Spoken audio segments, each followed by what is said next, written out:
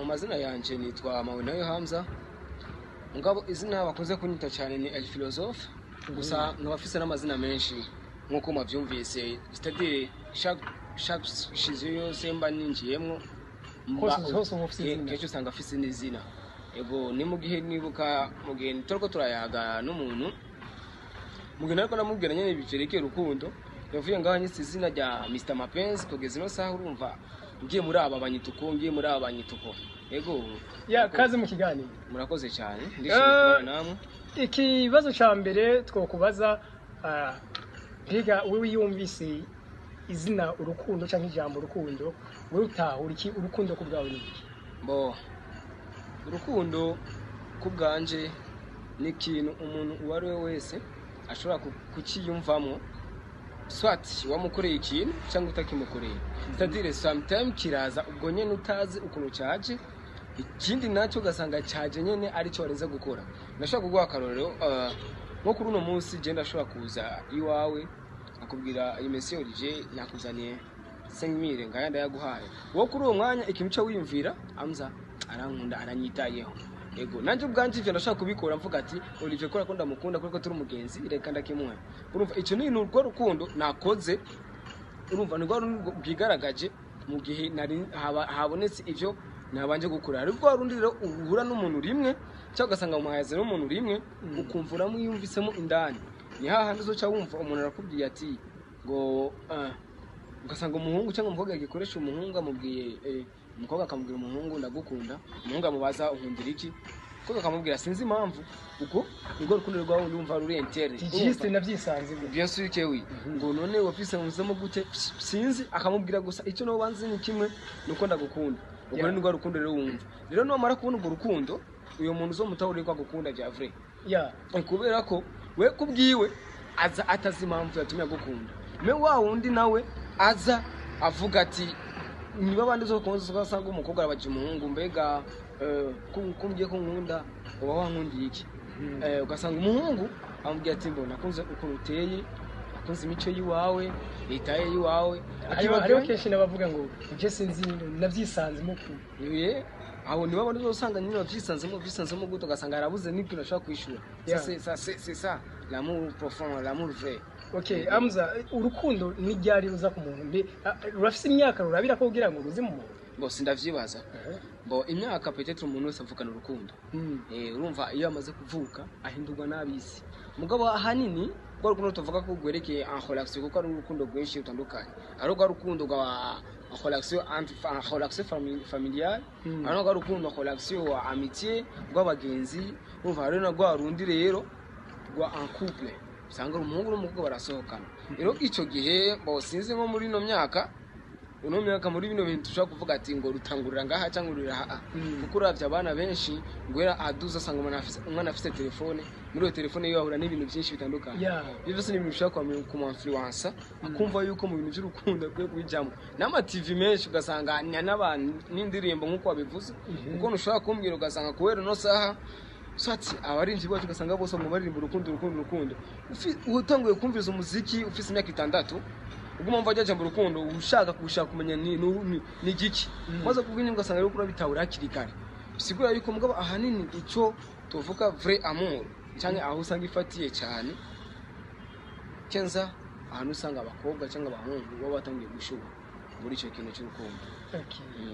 Okay, twagira tunabaze mbega koko buje nyene urukundo rurahera mu muntu canke rurasaza bimeze gute? Ego cyane ni nk'umurima iyo wateye ibigori cyangwa ibiharage utari kure yibagarira usanga byarononekaye. Nuko nyene urukundo urumaze kurutanga ku muntu cyangwa umuntu amaze kugwakira akwiye kurubungabunga akarufata neza.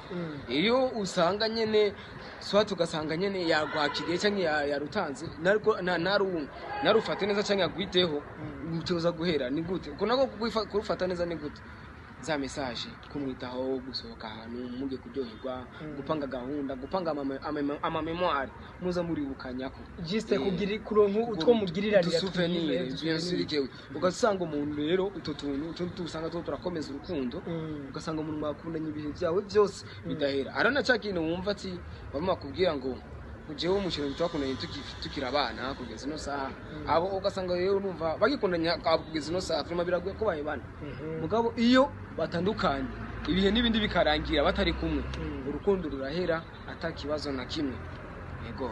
Okay. Juste nuko kuntu iyo habayeho kudakoreranira twatuntu nk'utwo nyene bari kuravuga juste urukundo rurashobora guhera neza rukahera burundu. Amza abantu benshi babajene cyane hagenda hagaragara ibintu by'inkurikizi mu bantu babitwaye nabi mu rukundo. Mbega nizihe nkurikizi ku by'ukuri uvuga ziba mu gihe abajene bitwaye nabi mu rukundo? Inkurikizi ni nyinshi cyane, gusa abantu abajene tukiye gutahura ko iyo umuntu yahemukiwe mu rukundo nigera ababazwa cyane, nigera aduta ku muntu, ahubwo duta kuri rwa rukundo. Na niyo mpamvu kenshi uzokumva abantu benshi bavuga ati nta rukundo rukibaho, abasigaye ngo ari amaprofi gusa. Urumva nta rukundo rukibaho mu bantu. Urukundo ruri mu bantu, ruracyariho kuko n'Imana ubwayo yaturemye mu rukundo. Urumva urukundo rurahari. Mesasa abo bantu barujamo bari seriye ni bande? Uko biri kose ngira ni bakeya, ntibakiya cyane, kandi n'abahari ariyo usanga umuhungu ariyangajije ku mukobwa, no mukobwa ivyo bintu nabitahuye. Cyangwa se umukobwa nawe nariyangajije ku muhungu, kuko nawe icyo gihe ivyo bintu nabitahuye. Rero muri ico gihe umaze guhemukirwa cyane cyane, inkurikizi mbi ahanini igaragara mu gihe umukobwa cyangwa umuhungu yahemukiwe. Umaze guhemukirwa ngaho ni hano uzosanga umuhungu swati ariko ari duta kuri we yivuga ati mbega umukobwa yanyamiye iki, nuko ataburyo mfise cyangwa nuko nameze neza nk'abandi. Je nibugana arigeze no guca muri zo mari nyinshi. Abantu benshi usanga bariko barambira ati none ibi bintu bimeze gute nuko ugasanga umuntu ariko arabura amahoro bikanga neza. Mbega ku by'ukuri umuntu yahemukiwe biramworohera gusubira kwizera by'ukuri uwundi azoza ubone nibishikaga cyane yibaza ko n'uwaje nka wawe ni nico mpamvu nakubwiye ati iyo hemukiye umuntu nigeragira amakenga kuri bajya abantu, ahubwo agira amakenga ku rukundo. Kuko nigera kandi yizera yuko wowe uje ufise rwa rukundo nyago, ahubwo yizera ko nawe uje ufise rwa rukundo rwa muntu ashoboye kumwemukira. Niho usanga ari ingorane nini kuri icyo kintu. Iyo byashitse umuntu agahemukirwa, dufate kumure n'umujene cyangwa arubatse afise akazi, mbega ku by'ukuri burya akazi aragakora neza mu gihe yahemukiwe? Akazi umva ukazi gakora gute? Je ni mu gico gihe nariko ndakora, ndi umuntu ndikurashe sane mu gihe ndiko ndakora. Sasa hari umuntu nacyo twakwegana buhoro buhoro. Ico gihe nari naranyene hari akantu nyene tudahurije. Ico gihe nakoze nk'umuntu agwaye mu mvuye muri serumu bakibashikiriza guterura imizigo. Urumva umuntu avuye muri serumu ataragira n'amagara ngo nge kagatuke mu gitondo, umuntu agashikiriza umuha 5 kilo ashire mu mufuko nawe ucuva imikoro cyabitwara. Urumva nakora nk'umusiba. Yego bigura intege. Yego cyane birica, ugasanga wama mu stress no kwandika birakunanira. Bivuga ngo iterambere rirashobora gusubira inyuma kubera ko urukundo benshi bagwitwayemo nabi cyane gose. Gusa n'ivyo bintu ari ukuntu umuntu ukwiye kuvyirinda. Ukiye ari ukuntu ukwiye kuvyirinda. Rero umaze kumenya uko ushaka kuvyirinda, ugashaka kuko wazanye igihe gito no gasanga ibindi bihe nahone ndiko biragukorera ko cyane. Tuko tuvuga ku bahemukiwe, mbega iyo urukundo rumeze neza naho ambone Horatio, mbega urwo rukundo niho ntirushobora gusamaza abantu bagasanga rwabatesheje naho nyine akazi rwabatesheje imbere. Urukundo rusamaza umuntu mu gihe yamaze kurufata ko ubuzima bwe bwose ari kijya kintu cyo nyine. Ni handi uzosanga swata umukobwa n'umuhungu, swata umuhungu biramunaniye ko ajya ku kazi kubera ko ari kumwe n'umukobwa, cyangwa umukobwa uko nyine, cyangwa ugasanga yagiye ku kazi hariya, ugasanga ariko arakora ari mu matelefone yandikira umusheri wiwe. Ivyo bintu byose ni ibintu bishaka kuvuga bishaka kubona ibintu byinshi. Cyangwa ugasanga umuhungu ariko arakora akanota akoze aho kwiyumvira akagire ko epanye ashobora gukora ibindi bintu apanga amaproje. Usanga 100 miliyoni ku kwezi afashe 50,000 ahaye umukobwa bagiye gusohokana naha cyane cyane. Ugasanga kwibonane, ugasanga benshi ariko barapanga amaplan kuno azogenda kuryoherwa jya no hino. Bivuze sinzi bishobora gusubiza umuntu inyuma. Mugabo iyo rugiyemo uwo muri kumwe mufise objectif cyangwa mushaka gushika naha kandi uzosanga mwese muri ko murakorera hamwe mupanga amaplan hamwe takibazo na kimwe. Hariho nk'abanyeshuri kenshi usanga bari muri zo Horatio nyine z'urukundo, benshi ugasanga ngo kuboroka biranka pe. Umva woboroka gute icyo gihe bamaze gukwandikira message.